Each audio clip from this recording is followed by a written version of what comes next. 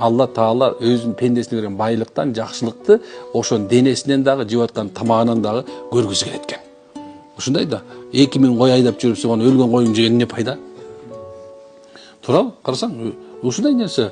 Көпчүлүгүн көрөсүң, бир карасаң, бар ушундай нерсе, өзүнөн аяйт.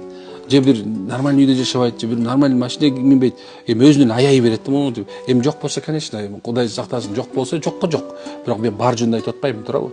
Бар адам сараң болот да, жок адам болбойт да, туурабы? Кудай сактасын, байдын текеберлигинен сактан дейт го. Бирок андан жаман кедейдин текеберлигинен сакта дейт да. Мындай байдын текебер болгону жаман дейт. Андан да жаман дейт, кедейдин текебер болгону жаман экен да. Бул жаман нерсе. Ошо сенен субханалла өтө сараңдык инсанды эмне кылат экен? Жок кылат.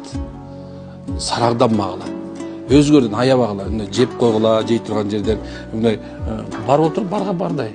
Анан өмүр бою эле тиги эме жанагы тандыр нан үстүнө тиги майонез чыпай берсең өлүп кетпейсиңби?